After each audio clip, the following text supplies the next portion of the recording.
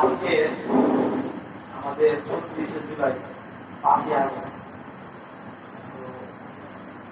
বিগত এক বছর আগে এই সময়টা আমরা যাত্রাবাড়িতে অবস্থান করতেছিলাম। আজকের যে আমাদের ৫ই আগস্টের বিজয় উল্লাস করতেছি বা আমাদের যে স্বপ্ন, যে সময় আমরা মাঠে ছিলাম ওই সময় এই টাইমটায় আমাদের খবর আসছিল যে শেখ হাসিনা পালিয়ে গেছে, কিন্তু পরিস্থিতিটা যাত্রাবাড়ি এরকম ছিল না। এর চেয়ে ভয়াবহ ছিল। একদিকে আনন্দ ছিল, আরেকদিকে পুলিশ বাহিনী বর্বরতার সাথে গুলি চালাতেছিল, কারণ তারা শেষ কামড়টা দিতে চেয়েছিল। এই জন্য আমরা দেখছি যে আমরা যেই কোনো যাত্রাবাড়ি ওইবারে যাবো তখন থেকেই তারা গোলাগুলি শুরু করছে। যখন শুনতে পাচ্ছে যে শেখ হাসিনা পালিয়েছে, তারা আরো মারাত্মক ভাবে আক্রমণ শুরু করছে। সামনে কে কে আছে এগুলো দেখেন নাই, অগণিত খালি গুলি আর গুলি। এর মধ্যে আমাদের এলাকার এক ভাই ছিল, এই মাদ্রাসার আগে একবার আয়সা দেখা করে গেছে তোমাদের সাথে পড়াশোনা, উনি সবার সামনে ছিল মহিউদ্দিন রাব্বি বড়। তো উনার যে অবস্থাটা আমরা দেখছি, উনাকে গুলি করছে, প্রথম দূরের থেকে একটা গুলি করছে, তার এই মেরুদণ্ডের স্পাইনালের ভেতরে একটা গুলি কাটছে। আর যেসব গুলিগুলো করা হয়েছিল এগুলো কোনো সাধারণ গুলি ছিল না, মানুষকে হত্যা করার জন্য যেসব গুলি ব্যবহার করা হয় ওই গুলিগুলো ব্যবহার করা হয়েছে। তার যে এখন বর্তমান অবস্থা, তার মেরুদণ্ডের একটা হাড় ওটা একটা নষ্ট হয়ে গেছে। তারপরে যখন তিনি পড়ে গেল, পড়ে যাওয়ার পরে এগুলো আমরা দেখি নাই, কারণ আমরা তখন পিছনে ছিলাম, বাকি ওনার মুখ থেকে শোনা। তো ওনাকে গুলি করার পরে উনি পড়ে যাওয়ার পরে উনি ফোন দিয়ে ওনার মাকে ফোন দিতেছিল। ফোন দিয়ে যখন ছুটতে দেখলো যে সে মরে নাই, তখন ওইখান থেকে আরো কয়েকজন পুলিশ আসলো। পুলিশ আসার পরে তার চোখের মধ্যে গুলি করলো, তার কিন্তু এখন এক চোখ দেখে একদম পুরোপুরি অন্ধ। তো তাকে আবার চোখে গুলি করলো।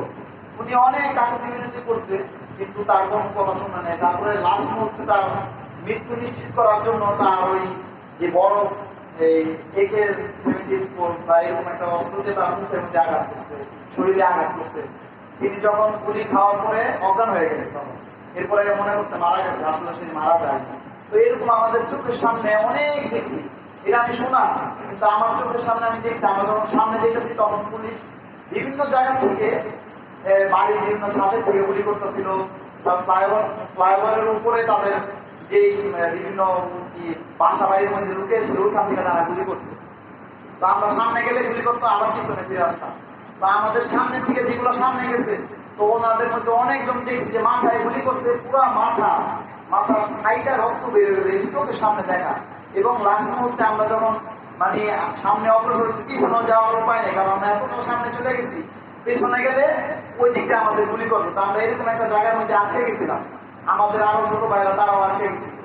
তো আমরা ওইখানে থাকার পরে আমরা একটা নিরাপদ যে জায়গা যাবো ওর কোনো উপায় নেই। তখন আমরা সবাই আল্লাহর কাছে মানে সাহায্য চাইতেছেন যে আল্লাহ তুমি এই থেকে রক্ষা করতে পারো, আর কেউ রক্ষা করতে পারো না। কোথাও থেকে গুলি আসতেছে কেউ জানে না, উপর থেকে গুলি মানে শব্দ, বিকট শব্দ হইতেছে, গুলি আসতেছে। এবং মানে আল্লাহ আমাদের কিভাবে বাঁচাচ্ছে, আমি আর আকাশ আমার দুই ফ্রেন্ড আমরা যখন মানে যাইতেছিলাম, মানে সামনে যেতেছিলাম, তখন আমাদের বড় গুলিটা আসছে। আসার পরে একজনের সামনে ছিল, এক উইনি সামনে ছিল, ওনার পায়ের মধ্যে গুলিটা লাগলো। ওই গুলিটা পার ভেতর দিয়ে ঢুইকা আমাদের পাশ দিয়ে ফিরে গেছে। আমাদের পাশে ওই লোক গুলি খাওয়ার পর সাথে সাথে ফিরে গেছে। তো ওইটা আমাদের এলাকার নাকি যাই না, কিন্তু ওই লোকটা তখন আমরা এখন নিয়ে দিতেছি। তো ওইটা দেখার পরে আমরা দেখছি, মানে ফিল করছি যে মৃত্যুর খুব কাছ থেকে দেখছি মৃত্যুটাকে। ওই গুলিটা যদি লাগতো আমাদের যে কেউ একজন যদি শরীরে লাগতো, মারা যেত। কারণ এত স্পিডে আসলে গুলিগুলো আর সবগুলা শব্দ মানে এরকম শব্দ আমরা কখনো শুনিনি। তো এত ভয়াবহ একটা স্মৃতি ছিল। তো আমরা এই আন্দোলনটা করছিলাম মূলত বৈষম্য বিরোধী প্ল্যাটফর্ম থেকে। কারণ এই আন্দোলনটা শুধু যে ৩৬ দিনের তা না, এই আন্দোলনের প্রেক্ষাপট যদি আমরা তুলনা করি, প্রায় ১২ বছর ১৫ বছর, কেউ বলে ১৭ বছর থেকেই এই আন্দোলনটা মানে চলতেছিল। কারণ একটা সময় যখন জালিম সরকার থাকে কোনো দেশের জন্য, তখন এটার ভুক্তভোগী প্রায় সবাই হয়। এখানে সাধারণ মানুষ থেকে শুরু করে প্রত্যেকটা পেশাজীবী মানুষ তাদের যে মৌলিক অধিকার, ৫টা যে মৌলিক অধিকার এই অধিকার যখন তারা না পায় তখনই একটা সরকারের পতনের জন্য তারা নামে।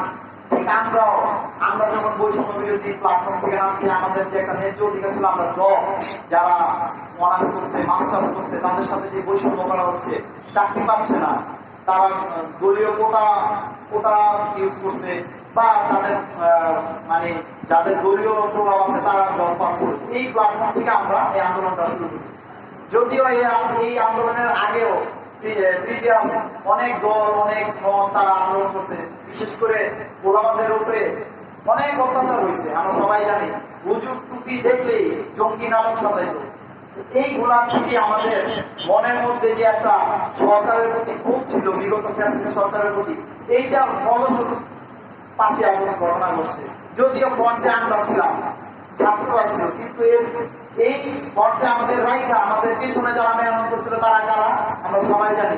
আমাদের 4 তারিখে পুরা বাংলাদেশের যতগুলা উলামা ইকরামের মজলিস ছিল, আমরা শুনতে পাচ্ছি তারা তাহাজ্জুদ নামাজ পড়ছে। মা থেকে শুরু করে ওই 4 তারিখ রাতে যখন ঘোষণা করছে লং মার্চ টু ঢাকা, তখন তারা তাহাজ্জুদ নামাজ পড়ে আমাদের জন্য দোয়া করছে। এবং গার্ডিয়ানরা আমরা নিজের চোখে দেখছি 5 তারিখে ভাত রান্না করে নিয়ে আসছে, দুপুরবেলা ভাত রান্না করে নিয়ে আসে খাওয়াবে। আর শ্রমজীবী ভাইয়েরা আমি দেখছি পেয়ারা ঠেলি, এরকম বড় বড় ঠেলি, নিজের পেয়ারা ঠেলি দিয়ে দিচ্ছে বাবাদের জন্য, ছাত্রদের জন্য খাওয়ার জন্য। পানির বোতল, বিভিন্ন দল পানির বোতল আসছে আমাদের জন্য, খাবার, রুটি, যা ইচ্ছা তা পুরা রাস্তার মধ্যে এরকম খাবার সাজানো। কিন্তু কারোর মুখে এরকম দেখি নাই যে খাবারের জন্য, যে খাবার খাওয়ার জন্য তারা একটাই দেখছে যে বাংলাদেশ কোনো ক্রমে আর কোন ধরনের যেন বৈষম্য না হয়। আমরা যে আন্দোলনটা করছি, পুরো বাংলাদেশের যে সবার যে একটা স্পিরিট ছিল যে বৈষম্য আর হবে না, সবার অধিকার থাকবে সমান, সবাই বাংলাদেশের নাগরিক, এই নাগরিকের মর্যাদা সবাইকে দিতে হবে। এইখানে কোনো দলের প্ল্যাটফর্ম নাই, কোনো মতের প্ল্যাটফর্ম নাই, সবাই বৈষম্য বিরোধী। বৈষম্য কি? সমস্ত ধরনের বৈষম্য। আমি আমার নাগরিক সুবিধার জন্য আমি আমার কণ্ঠস্বর যেন আমি বলতে পারি, আমার কণ্ঠ যেন দাবায় না রাখতে পারে, এই ধরনের প্রেক্ষাপটের কারণেই সবাই নামছে মাঠের মধ্যে। আজকে আমাদের যদি বলি প্রাপ্তি, সফলতা প্রাপ্তি, এটা বলতে আমরা যেটা বুঝাই, এখন আমাদের প্রাপ্তির কিছুই এখন আমরা পাই না। আল্লাহর কাছে আমরা চাচ্ছি যেন আমাদের যেই আন্দোলনটা হয়েছিল বিগত সময়ে ফ্যাসিস্টের বিরুদ্ধে, ওইটা এখনো অব্যাহতি আছে। কারণ আমরা এখনো বৈষম্য যে দূর, এটা এখন আমরা করতে পারি নাই, বা আমরা সবার যে চাওয়া, ওই চাওয়া এখনো পূরণ হয়নি। তবে আমরা আশাবাদী যে আল্লাহ তাআলা আমাদের বাংলাদেশকে ইসলামের জন্য কবুল করবে। বিশেষ করে মাদ্রাসা ছাত্রদের যে অক্লান্ত মেহনত, তারা একমাত্র আল্লাহর জন্য পথে নেমেছিল। এবং সবাই যখন নামে নাই, তখনও তারা ফজরের পরে নামছে। আমরা যখন খবর পাইছি, আমরা যখন দেখছি যে আমাদের অনেক বড় একটা প্ল্যাটফর্ম ছিল, গ্রুপ ছিল, কারা কারা নামতা ছিল, এগুলো সব খবর আপডেট আমরা দেখছি। সবার আগে নামছে মাদ্রাসা ছাত্র, ফজর নামাজের পরে বিভিন্ন যাত্রাবাড়ি মাদ্রাসা থেকে ছাত্ররা আল্লাহর জন্য নেমে গেছে। তো আমরা এখনো জানি যে আমাদের প্রধান শত্রুকে, সবাই জানি ভারত। বাংলাদেশের প্রধান শত্রুকে ভারত, বাংলাদেশের প্রধান শত্রু। আর এই আওয়ামী লীগ ফ্যাসিস্ট, এরা হচ্ছে ওই ভারতের তাবেদারি। ওরা এই বাংলাদেশকে ভারতের হাতে তুলে দেওয়ার যে পরিকল্পনা বাস্তবায়ন করছিল, আল্লাহ তাআলা নিজের হাতে কোনো সমন্বয় নাই, বাংলাদেশের কোনো সমন্বয় নাই। আল্লাহ তাআলা হলো আমাদের কি অভিভাবক। উনি দায়িত্ব নিয়ে এত নির্যাতন আমাদের বাংলাদেশের মানুষের প্রতি ঘটে যাওয়ার পরেও আল্লাহ তাআলা নিজের হাতে এই ধরনের অভ্যুত্থানের কি বাস্তবায়ন বলতেছে। সকল মানুষকে আল্লাহ তাআলা আমাদের কি রহমত নাযিল করছে আমাদের উপরে। এই জন্য আল্লাহ তাআলা আমাদেরকে বিজয় দিচ্ছে। যদিও এই বিজয়টা আমরা যেভাবে আজকে উদযাপন করছি, কিন্তু আমাদের যে পরিবারগুলা, ভুক্তভোগী যে পরিবারগুলো আছে, যেরকম আমাদের মানে বেশ কিছু লোক আছে যাদেরকে আমরা নিজের চোখে দেখছি, এরকম স্বাস্থ্যবান, আজকে তাদের এক চোখ নাই। পরের ভাই যার কথা আমরা বলি, এক চোখে অন্ধ। বাংলাদেশের জন্য তার কাছ থেকে আমাদের অনেক কিছু শিখবে। এরকম অনেক যারা শহীদ হয়েছে, আবু সাইদ বলতো আছে, এরকম শিশু বাচ্চারা পর্যন্ত এই ফ্যাসিস্টের হাত থেকে রক্ষা পায়নি। তো আমাদের যে এখন বর্তমানে যে অবস্থা, আমরা আল্লাহর কাছে দোয়া করি আগামী বাংলাদেশের জন্য বৈষম্য যেন আর না ফিরে আসে। কেউ যাতে নিজের অধিকারের ব্যাপারে কোনোদিন যেন আর কেউ ফ্যাসিস্ট হইতে না পারে, আমরা যেন সবাই সচ্ছল থাকি। এবং আগামী বাংলাদেশ ইসলামের বাংলাদেশ হোক, প্রত্যেকে তার নাগরিক সুযোগ সুবিধা ভোগ করতে পারুক, এরকম একটা আমরা বাংলাদেশ সবাই চাই কি চাই না? আর আল্লাহ তাআলা আমাদের বাংলাদেশকে ইসলামের জন্য কবুল করুক, সবাই বলে আমিন। আমাদের এটা লক্ষ্য রাখতে হবে যে ভারতের দাবিদারি করবো তার বিরুদ্ধে আমরা থাকবো। তার বিরুদ্ধে কারা থাকবো? আমরা থাকবো। ভারত বাংলাদেশের জন্য হুমকি স্বরূপ। আমরা একটা আত্মপ্রসারণ ছোটবেলা থেকে করি, স্বাধীনতা অর্জন থেকে স্বাধীনতা রক্ষা করা কঠিন। আমাদের ভাইগুলা যারা প্রাণ দিছে, তাদের রক্ত প্রাণ দিছে, এবং তাদের আমরা দেখছি তাদের অনেক ইউটিউব ফেসবুক ঘাটলে দেখা যায় বক্তৃতা, তারা বলছে যে আমাদের কয়েকটা ভাইদের শহীদ হতে হবে, আমাদের কয়েকটা ভাইকে জান দিতে হবে, তারপরে এই বাংলাদেশ স্বাধীন হবে। এই ধরনের স্লোগান দিয়ে তারা মানছিল। তো আমাদের এখন যারা আমরা জীবিত আছি তাদের একটাই লক্ষ্য, ওই ভাইরা যে ওয়াদা করছে, তারা যে বাংলাদেশ চাইছে, আমাদের তা পূরণ করতে হবে। আমরা যারা জীবিত আছি আমাদের একটাই লক্ষ্য লাগবে, এই বাংলাদেশ কারো হাতে দিব না আমরা। এই বাংলাদেশের দায়িত্ব কে দিবে? আল্লাহ। এই বাংলাদেশের জন্য আল্লাহর কাছে আমরা দোয়া করবো, এবং সমস্ত জনগণ আমরা যারা এই দেশের নাগরিক, তারা বাংলাদেশের স্টেক হোল্ডার, তারাই এই বাংলাদেশকে সামনের দিকে ইসলামের জন্য আমরা অগ্রসর হব, এবং আমাদের অধিকার বাস্তবায়নের জন্য আমরাই নিজেরাই একত্রিত থাকবো, এবং স্বাধীনতা যে রক্ষা, এই রক্ষার জন্য প্রত্যেকটা দল নির্বিশেষে আমাদের ঐক্যবদ্ধ থাকতে হবে।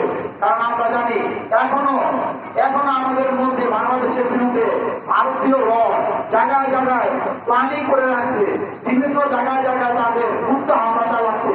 আমাদের সোচ্চার থাকতে হবে, ঐক্যবদ্ধ থাকতে হবে, আল্লাহর কাছে দোয়া করতে হবে যাতে আমাদের এই বাংলাদেশ আর কোনোভাবে কারো হাতে না চলে যায়।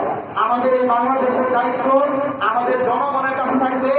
আমাদের বাংলাদেশ বিনির্মাণের জন্য আল্লাহ তাআলা এমন একজন শাসককে নিযুক্ত করুক, যে শাসকের কাছে আমরা নিরাপদ থাকবো, বাংলাদেশের মানুষ নিরাপদ থাকবে, বাংলাদেশ সামনে অগ্রসর হবে, ইসলামের জন্য আমরা কাজ করতে পারবো। আর যে জঙ্গি নাটক যে সাজানো হয়, এই জঙ্গি নাটক বাংলাদেশের মাটিতে আর কখনো হতে দেওয়া যাবে। আর কখনোই বাংলাদেশের হুজুর টুপি দাড়িওয়ালা মানুষদেরকে যদি কেউ কটাক্ষ করে, আমরা এই কটাক্ষের বিরুদ্ধে সবসময় সোচ্চার থাকবো ইনশাআল্লাহ। আগামী বাংলাদেশ মানবতার জন্য আল্লাহ তাআলা কবুল করুন। প্রত্যেকটা মানুষ এই আন্দোলনে অংশগ্রহণ করেছে। আমরা যারা আজকে এই স্বাধীনতা ভোগ করতেছি বা দ্বিতীয় স্বাধীনতা বলতেছি, গণ অভ্যুত্থান বলতেছি, যে যাই বলতেছি, আসলে এই অভ্যুত্থানের যে ওইটা আমরা যদি স্পিডটা না ধরে রাখতে পারি, তাহলে আগামী দিনে আমাদের সার্বভৌমত্বের উপর হুমকি আসবে। আমাদের সবসময় মনে রাখতে হবে, আমাদের যুদ্ধ এখনো শেষ হয়নি। আমাদেরকে বিপদে নেওয়ার জন্য বিভিন্ন প্ল্যানিং চলতেছে। আমরা কোনোভাবে অন্যায় অত্যাচার এগুলো করা যাবে? আমরা অন্যায়ের বিরুদ্ধে যেই হোক, আমরা অন্যায়ের বিরুদ্ধে কি ঐক্যবদ্ধ থাকবো, তাদের বিরুদ্ধে আমাদের সবসময় সোচ্চার থাকতে হবে। কারণ আমরা যে আন্দোলন করছি বৈষম্য বিরুদ্ধে, আমরা কখনো অন্যায়কে প্রশ্রয় দিব না, অন্যায় নিজেরাও করবো না, অন্যায়ের প্রশ্রয় দাতা হবো না। আমাদের জন্য যারা জীবন দিয়েছে তাদের জন্য আজকে আমরা প্রাণ খুলে দোয়া করবো। তোমরা ছাত্র, যারা মাদ্রাসার ছাত্র আছে, মাদ্রাসা তারা সবাই, যারা হেফজখানা হাফেজ, তারপরে ছোট ছোট আমাদের স্টুডেন্ট, তারা দোয়া করবো আজকে তারা যাতে যারা শহীদ হয়েছেন তাদের পরিবার এখানে একটা ছেলে একটা সন্তান হারাইলে কতটা কষ্ট, তো তাদের জন্য আমরা দোয়া করতে দেবো। কারণ তাদের আমরা যদি মূল্যায়ন না করতে পারি, এই অভ্যুত্থানের তাদেরই প্রধান ভূমিকায় তারাই ছিল। আল্লাহ তাআলা তাদেরকে কবুল করছে দেখে আল্লাহ তাআলা আজকে তাদেরকে সম্মানিত ব্যক্তি বানাইছে, শহীদের মর্যাদা দান করছে। তো আমরা তাদের জন্য দোয়া করবো আল্লাহ তাআলা, এবং আহতদের যারা এখন আহত আছে তাদের জন্য আমরা দোয়া করবো আল্লাহ তাআলা পরিপূর্ণ তাদের সুস্থ করে দেয়। এবং বাংলাদেশের জন্য আমরা দোয়া করবো আল্লাহ তাআলা যেন এই বাংলাদেশটাকে ইসলামের জন্য কবুল করে, এবং প্রত্যেকটা মানুষ যেন ধনী গরিব সমস্ত পর্যায়ের মানুষ যেন সুখে শান্তিতে তাদের ফিউচার যেন বাংলাদেশের যে ভবিষ্যৎ আকাঙ্ক্ষা, বৈষম্যহীন একটা বাংলাদেশকে চাওয়া, তাদের সমস্ত অধিকার, ন্যায্য অধিকার যেন আল্লাহ তাআলা এমন একজন শাসককে নিযুক্ত করে যাতে বাংলাদেশের ভবিষ্যৎ তার দ্বারা সুরক্ষিত থাকে, এবং ভারতের বিপক্ষে যেন তার প্রধান ভূমিকা যেন তিনি পালন করেন। এই বলে আজকে আমি আমার বক্তব্য শেষ করছি। আসসালামু আলাইকুম ওয়া রাহমাতুল্লাহ। আমরা সবাই এই আহত জুলাই আগস্টে আহত নিহত দোয়া করবো। আসসালামু আলাইকুম ওয়া রাহমাতুল্লাহ।